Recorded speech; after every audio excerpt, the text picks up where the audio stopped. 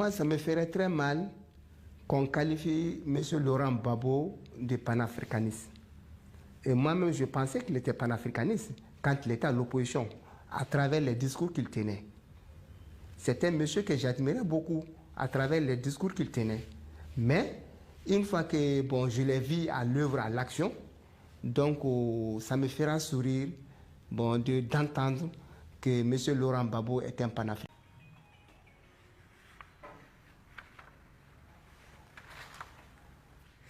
Voici la liste macabre des Maliens tués pendant le règne de Laurent Gbagbo durant les 10 ans de son pouvoir.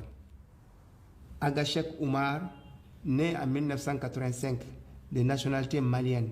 Diarra Abdoulaye, né en 1961 de nationalité malienne.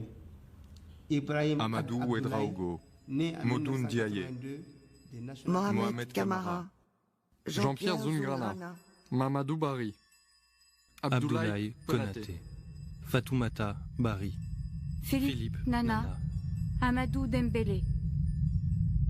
Mais j'ai mon argent, je veux des armes.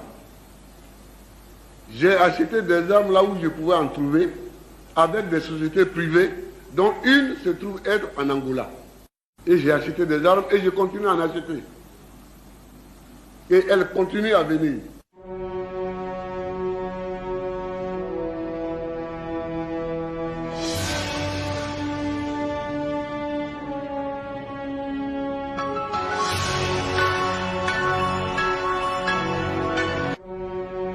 Certains, mais au plan national, on a été totalement, tous ces cas de viol ont été totalement banalisés.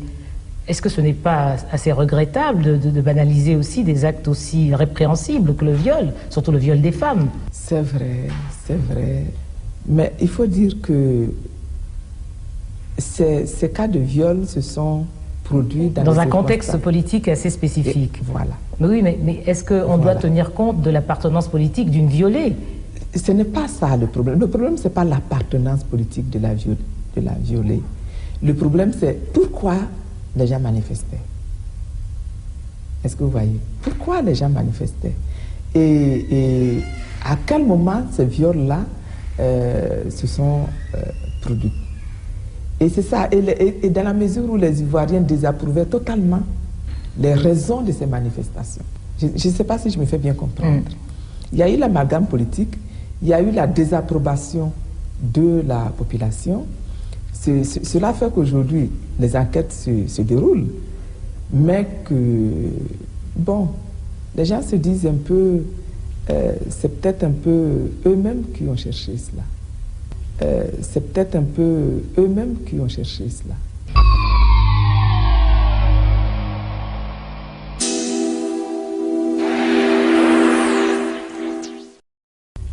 C'est peut-être un peu eux-mêmes qui ont cherché cela.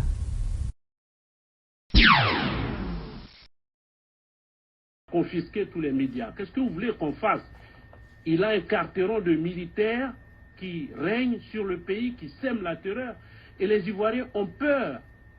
Tous les jours, quand ils se réveillent le matin, ils sont surpris. Est-ce que vous savez que Laurent Gbagbo a mis en place un début de génocide? Dans les différents quartiers, sur des maisons, il y a des initiales. B, ça veut dire Baoulé. D, ça veut dire Djoula.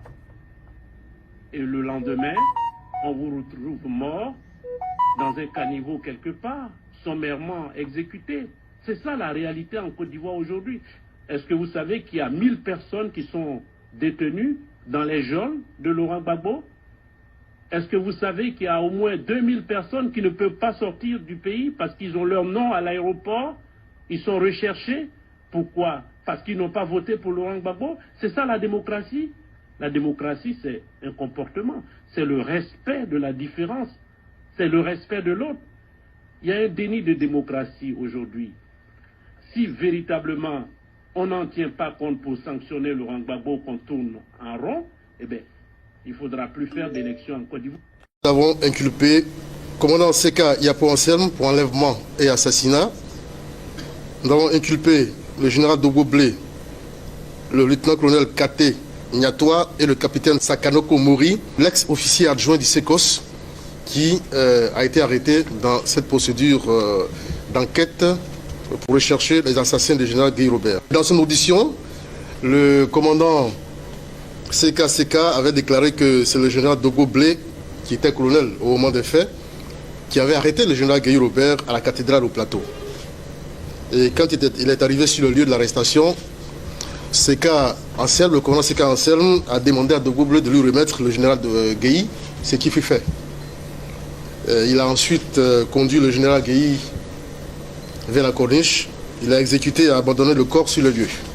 De retour à la résidence du général Guy, il trouve son épouse assise au bord d'un caniveau tout près de la résidence. Sans autre forme de procès, il dégaine, tire et loge une balle dans la tête des dames de Doudou Gueye qu'il tue sur le champ. 2 militaires témoins oculaires ont été entendus. C'est tout cela qui a facilité l'enquête. Ces militaires-là étaient présents au moment des faits et ont vu le commandant CK tirer une balle dans la tête des dames de Doudou, épouse Gueye. Interpellé pour s'expliquer, le commandant CK a dit, quand on lui a demandé pourquoi il a tiré sur Doudou Gueye, il a dit qu'il ne comprend pas pourquoi tous les autres proches du général Gueye sont tués ou arrêtés et qu'elle seule était assise au bord de ce caniveau. Il s'est demandé pourquoi, qu'est-ce qu'elle faisait là. Donc ça l'énervait. Bon, voilà, il a tiré une balle dans sa tête, sans doute explication. Concernant le général Gueye, il a justifié son assassinat par le fait que des renseignements lui sont parvenus selon lesquels le général Gueye et M. Alassane Ouattara, alors président du RDA au moment des faits, en 2002, avaient, selon les renseignements du commandant CK, préparé et faisait exécuter un plan pour renverser le régime de M. Gbagbo. Le commandant CK est donc inculpé pour enlèvement et assassinat de plusieurs personnes, dont le général Gueye, son épouse, son aide de camp, le capitaine Fabien et bien d'autres proches de l'ancien président Guy Robert. On fait des manifestations depuis 3 ans et demi, bientôt 4 ans, jusqu'à aujourd'hui, on n'a apporté aucune preuve d'aucune sorte. Et on continue de mettre cela dans la tête des gens. Alors moi, je vous dirais, j'en ai marre d'être accusé gratuitement. La Côte d'Ivoire mérite mieux que cela. Ce pays a une justice, ce pays, mais à ce moment-là, c'est trop facile. On prend la télé et puis on accuse qui on veut, sans preuve, sans aucune. Et ma carrière l'a démontré, je ne suis pas un putschiste, je ne suis pas un violent, je n'ai tué personne. Arrêtez d'accuser les gens, de faire des amalgames. Ça ne marche pas. Si vous avez des preuves, apportez-les. C'est tout. Toujours des manipulations. J'entends quand j'étais à Paris, qu'on dit voilà, il y a une cassette qui dit qu'Alassane Ouattara a reçu donner de l'argent à la rébellion par des gens que je ne connais même pas. Un certain Koné Zakaria, je ne l'ai jamais vu, je lui ai jamais parlé avant le 19 septembre. Et tout d'un coup, on dit que c'est moi qui ai donné de l'argent à la rébellion. Je crois que ça suffit. Je suis désolé d'avoir élevé le ton, ce n'est pas dans mes habitudes. Certaines choses que l'on dit ici n'ont rien à voir avec la vérité. C'est toujours la même chose. On prive Alassane Ouattara de parole, les autres ont confisqué la télévision. Moi, je suis vraiment surpris de la désinformation et de l'intérêt. Je ne suis pas un idiot. Pensez-vous sincèrement que je vais organiser un coup d'État le 19 septembre 2002 et je vais tout simplement tranquillement m'asseoir dans ma résidence, déjeuner avec ma femme et mes enfants et qu'on vienne me prendre comme un idiot? Tout de même, le mensonge a ses limites.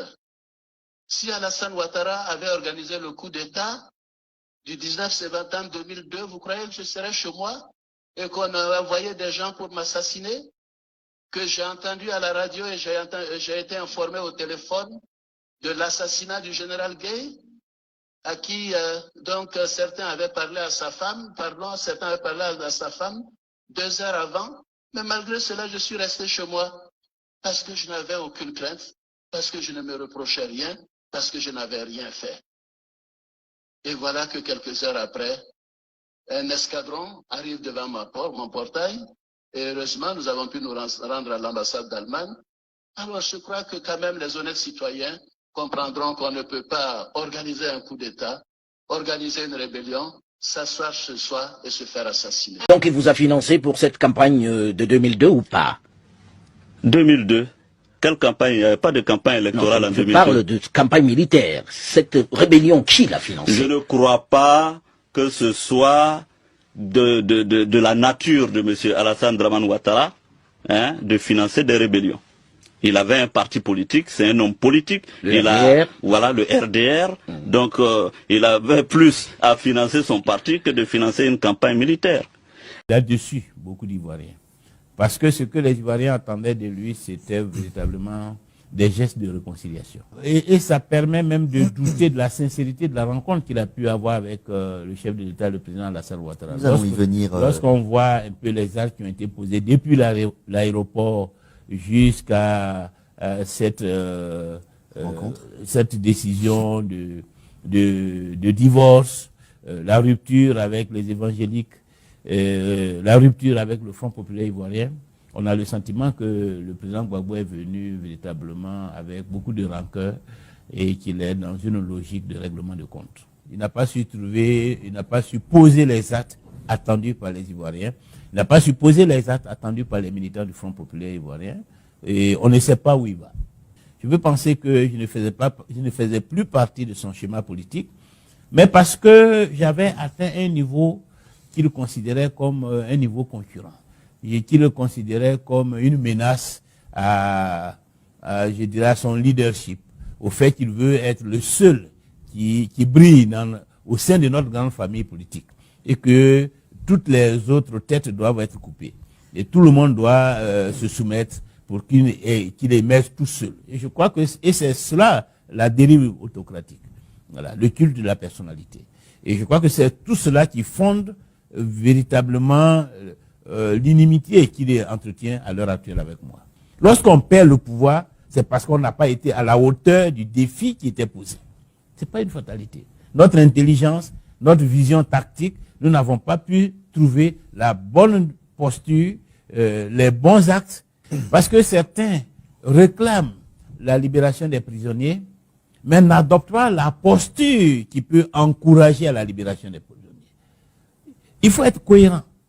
Vous ne pouvez pas vouloir demander la libération dans le cadre des négociations et en même temps rester dans une posture de belligérance.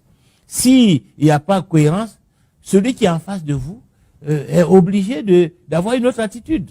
Donc il faut que nous soyons cohérents. Voilà. Si nous voulons de la paix, que nous nous inscrivons totalement dans une logique de paix.